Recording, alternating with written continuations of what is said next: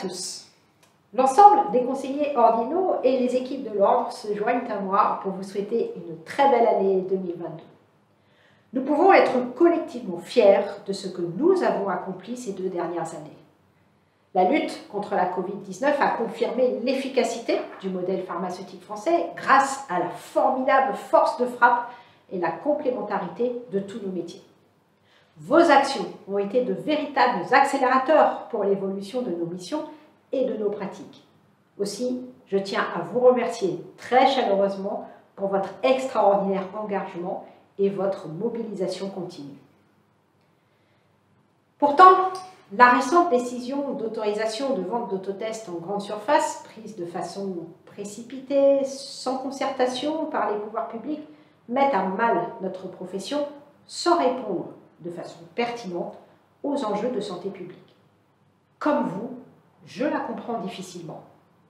Ce manque de concertation et d'anticipation a placé l'ensemble de la profession en grande difficulté dans son exercice. Mais malgré tout, restons mobilisés et gardons en ligne de mire notre objectif premier, la santé des patients, qui passe notamment par la vaccination et le dépistage. Sachez que je suis pleinement mobilisée pour faire valoir auprès du gouvernement la position de l'ordre en faveur d'une stratégie de lutte contre la pandémie plus claire et plus lisible, qui protège la population par l'implication des professionnels de santé. Alors projetons-nous désormais en 2022. Quels sont les enjeux et perspectives de notre profession?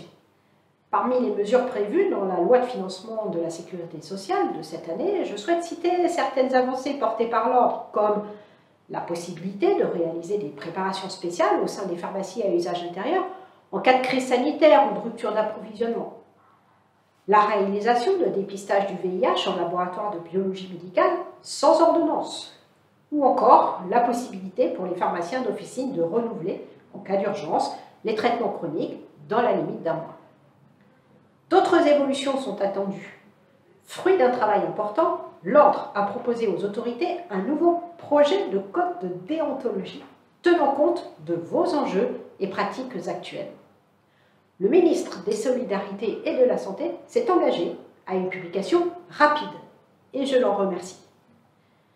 Parmi les autres sujets qui impliquent en France métropolitaine et en Outre-mer les officinaux, les hospitaliers, les biologistes médicaux, les pharmaciens, l'industrie et la distribution, il y a bien sûr la prévention et l'accès aux soins dans les territoires, l'accélération de la transformation numérique de nos métiers ou encore la disponibilité des médicaments et produits de santé. Sur ce dernier point, les pharmaciens de l'industrie et de la distribution en gros œuvrent inlassablement pour assurer l'approvisionnement en ville comme à l'hôpital. L'entrée en vigueur de l'obligation de constitution de stock pour les médicaments indispensables confirme cet effort. L'ordre agit aussi en faveur de bien d'autres projets structurants pour la profession, comme par exemple la réforme des études de pharmacie ou bien la certification périodique des professionnels de santé qui entrera en vigueur au 1er janvier 2023. Enfin, à l'échelle européenne, nous portons le modèle français du pharmacien responsable comme point de contact unique des autorités pour les sujets de qualité et sécurité des médicaments. Par ailleurs, en 2022, notre institution vivra un événement démocratique important pour notre profession, les élections ordinales. Dans un contexte d'évolution rapide de notre système de santé, l'ordre s'appuie sur l'expertise et l'engagement des conseillers ordinaux de tous les métiers de la pharmacie. Pour porter les problématiques de chaque filière, l'ordre a besoin de toutes les vocations et forces vives. Aussi, je vous invite à vous présenter, à voter et à inciter vos confrères à le faire.